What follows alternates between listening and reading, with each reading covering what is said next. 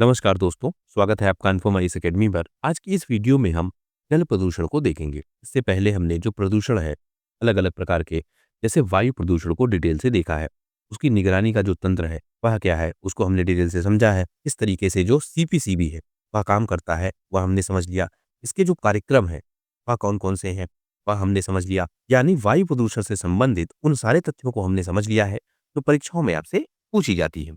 अब हम बात करेंगे जल प्रदूषण की। देखिए, जो आपका प्रदूषण है, यह सबसे ज़्यादा पूछा जाता है परीक्षाओं में। इसलिए जब हम बात करते हैं एनवायरनमेंट और इकोलॉजी की, तो वहाँ पर जो प्रदूषण है, वह सबसे ज़्यादा पूछा जाता है। उसके उपाय कौन-कौन से हैं? मतलब कैसे कंट्रोल किया जा सकता है? यहाँ तक कि जो आपका करंट अफेयर है, वहाँ पर भी इसको खूब पूछा जाता है। जैसे कौन-कौन से नए कार्यक्रम चल रहे हैं या कोई नया कार्यक्रम अगर स्टार्ट हुआ है, प्रदूषण को कंट्रोल करने के लिए, तो वह भी पूछा जाता है। तो इसलिए हम सारी चीज़ों को डिटेल में कवर कर रहे हैं और जो वायु प्रदूषण है, उसको हमने कवर कर लिया। अब हम बात कर रहे हैं जल प्रदूषण की। सबसे पहली चीज़, जल प्रदूषण क्या होता है? कितने तरीके का होता है? इसको जो मेज़र किया जाता है, उसके कौन-कौन से तरीके हैं? कंट्रोल करने के कौन-कौन से उपाय हैं? इन सबको हम समझेंगे और यहीं से आपके प्रश्न बनेंगे। तो मैं अनुपम तिवारी स्वागत करता हूँ आपका अपने इस यूट्यूब चैनल पर। अगर आपको इस वीडियो का पीडीएफ चाहिए हो, तो डिस्क्रिप्शन में आपको लिंक मिलेगा। वहाँ से आप व्हाट्सएप चैनल ज्वाइन कर सकते हैं और इस वीडियो का पीडीएफ आप वहाँ से प्राप्त कर सकते हैं। तो चलिए शुरू करते हैं। सबसे पहले जल प्रदूषण क्या है? जो पानी होता है, अगर वह प्रदूषित हो गया तो उसे कहेंगे जल प्रदूषण। सिंपल सी बात है। कितने प्रकार का होता है? अब देखिए, एक आपका होता है सतही जल, जैसे नदियों का जल, झीलों का जल, तालाब का जल, समुद्र का जल, यह प्रदूषित होता है। फिर आपका एक होता है भूजल, जैसे कुएं के अंदर का जल, हैंडपंप का जल, बोरवेल का जल, जो पानी हम अंदर से निकालते हैं, वहाँ पर प्रदूषण। फिर आपका एक होता है समुद्री जल प्रदूषण, इसको अलग से भी देखते हैं। देखिए, समुद्र का जो जल है, अब इसमें क्या होता है, जो किनारे का पानी है, वह देखा जाता है। इसमें पूरे समुद्र को देखा जाता है, दोनों में अंतर है। जैसे तेल रिसाव होता है, प्लास्टिक कचरा डंप किया जाता है, जहाज जो डिकम्पोज़ हो जाते हैं, उनका जो कचरा है, या कोई जहाज अगर नष्ट हो जाता है, उसका जो कचरा है, उन सबको इसमें देखा जाता है। तो जल प्रदूषक 3 प्रकार के होते हैं मुख्यतः। एक आपका सतही जल, दूसरा आपका भूजल और तीसरा आपका समुद्री जल। ओवरऑल आप कहेंगे कि कुल मिलाकर 2 प्रकार है, एक आपका सतही जल, एक आपका भूजल। लेकिन जो सतही जल है, उसमें जो समुद्र का पानी है, उसको अलग से भी देखा जाता है क्योंकि वह पानी बहुत ज़्यादा है। तो यह क्या हो गया? जल प्रदूषण। अब हमको यह देखना होगा जहाँ से प्रश्न बनते हैं। प्रश्न क्या बनेगा? यहाँ से आपको देगा शब्दावली, जैसे ईओडी क्या है? ईओडी क्या है? ओडी क्या है? इस तरह के आपको शब्द देगा और आपसे पूछेगा कि यह क्या है? इनके विषय में आप बताइए। इन्हीं को हम देखते हैं। जैसे एक आपका हो गया डीओ, इसे क्या कहेंगे? Dissolved oxygen. समझते हैं। जैसे मानव है, मानव सांस लेता है, सांस लेता है तो फिर क्या लेता है? ऑक्सीजन। इसी तरीके से और भी बहुत सारे जीव हैं, यह भी सांस लेते हैं और सांस लेने में क्या लेंगे? ऑक्सीजन। इसी तरीके से आपके है जलीय जीव। अब जो आपके यह जलीय जीव है, यह भी सांस लेंगे और यह भी क्या लेंगे? ऑक्सीजन। यानी जो आपका पानी है, उस पानी में जो ऑक्सीजन है, डिसॉल्व्ड ऑक्सीजन है, वह कितना है? इस बात पर डिपेंड करेगा कि जो जलीय जीव है, वह कितने स्वस्थ होंगे। जैसे हम लोग के साथ क्या समस्या है? जो ऑक्सीजन की मात्रा है, वह आनुपातिक रूप से कम हो रही है। उसका कारण क्या? कि जो और गैसें हैं, उनकी मात्रा बढ़ रही है, जो प्रदूषक गैसें हैं। तो हमको क्या हो रहा है?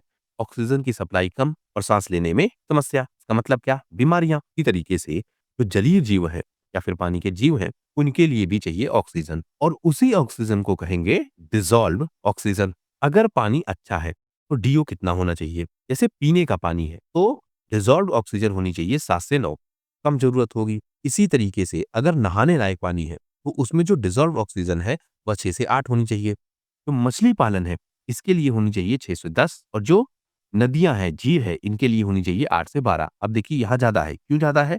क्योंकि यहाँ पर जीव जो है, वह ज़्यादा होंगे और उनमें डाइवर्सिटी ज़्यादा होगी, तो वहाँ पर ऑक्सीजन की जो डिमांड है, वह भी ज़्यादा होगी।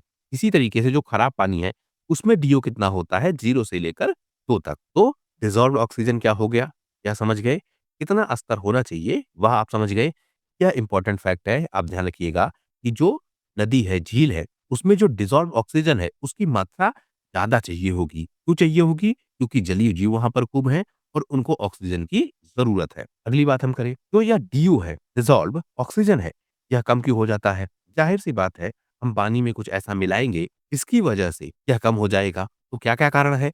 जैसे जो सीवेज है, ऑर्गेनिक कचरा है, जब यह जाता है पानी में तो डिजॉल्व ऑक्सीजन को कम कर देता है। होता क्या है, जैसे गंदा पानी है, शौचालय का पानी है, यह जब जाता है तो बैक्टीरिया बढ़ जाते हैं। जब बैक्टीरिया बढ़ जाते हैं तो जो ऑक्सीजन की डिमांड है वह डिमांड बढ़ जाएगी, और जब डिमांड बढ़ जाएगी तो जो डीओ का लेवल है वह लेवल गिर जाएगा। अर्थात डिमांड ज्यादा हो गई और सप्लाई वही रही, तो क्या होगा, इसका लेवल गिर जाएगा। इसी को क्या कहते हैं, बायोलॉजिकल ऑक्सीजन डिमांड। अब इससे क्या समझेंगे आप, अगर बीओडी ज्यादा है मतलब डिमांड अगर ज्यादा है, इसका मतलब पानी कम अच्छा है। बीओडी अगर कम है तो पानी ज्यादा अच्छा है। अगर डिसॉल्व ऑक्सीजन ज्यादा है तो पानी अच्छा है, डिसॉल्व ऑक्सीजन कम है तो पानी कम है।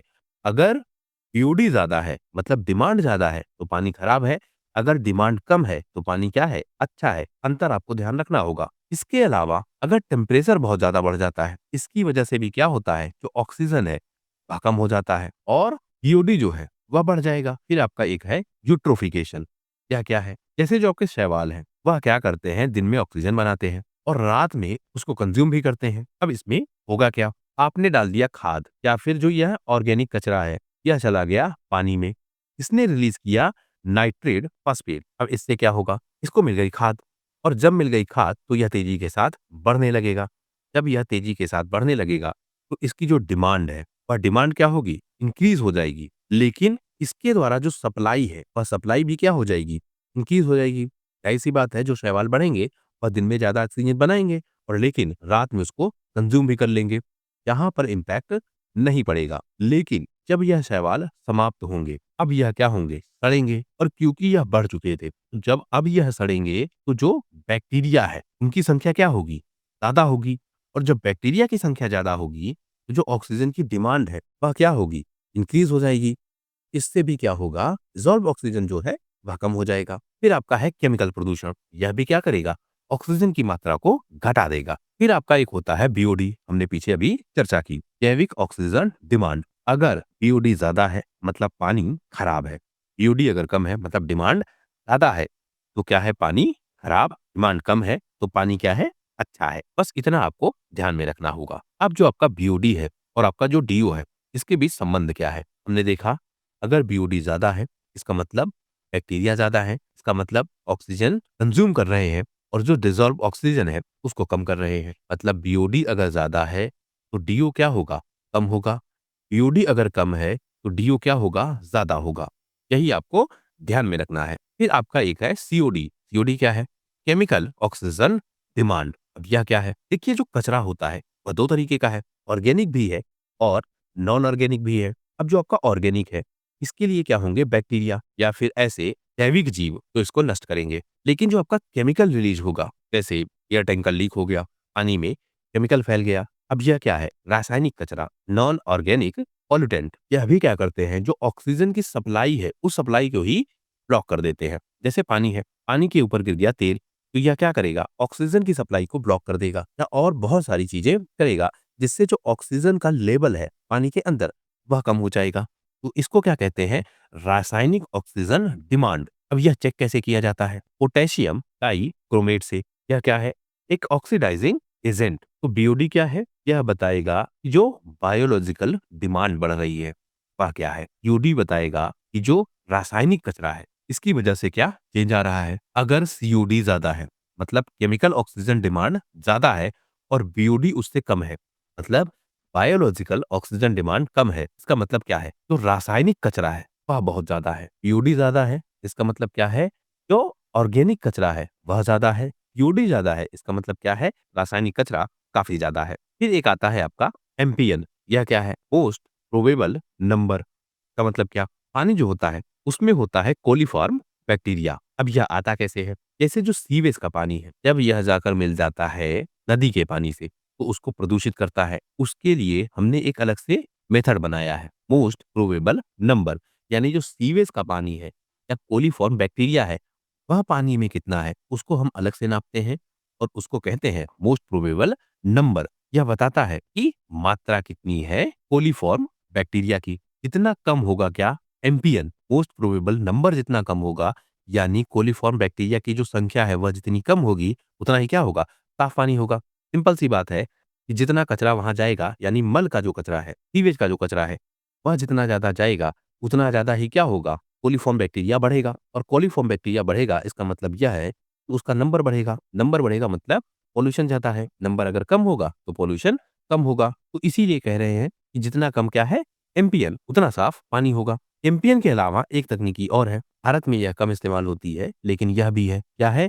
PFU, colony forming unit. लेकिन भारत में अभी ज़्यादातर क्या इस्तेमाल हो रहा है? एमपीएन। यह आप ध्यान में रखेंगे। तो इस तरीके से हमने समझा कि जो जल प्रदूषण है, उसको हम किस तरीके से नापते हैं और कैसे उसको कंट्रोल करने की कोशिश की जाती है। क्योंकि हमने टर्मिनोलॉजी को ज़्यादा रखा है। इसका कारण यह है कि ज़्यादातर यही पूछता है। सामान्य चीज़ सबको पता है कि जल प्रदूषण कैसे होता है, नहीं होना चाहिए, क्या-क्या सोर्स हैं, ये सबको पता है इन जनरल। इसको नापते कैसे हैं? इसको कंट्रोल करने की कोशिश कैसे की जाती है? कौन-कौन सी टर्मिनोलॉजी है? यही सब सबसे ज़्यादा पूछता है। तो हमने इन्हीं को कवर किया है। इस वीडियो में फिलहाल सिर्फ इतना ही। आशा करता हूँ यह वीडियो आपकी परीक्षा के लिए उपयोगी होगा। वीडियो यदि पसंद आया हो तो प्लीज़ शेयर कीजिए अपने दोस्तों के साथ, सब्सक्राइब कीजिए इस चैनल को। आपका हमसे जुड़ने के लिए बहुत-बहुत धन्यवाद। आपका दिन शुभ हो।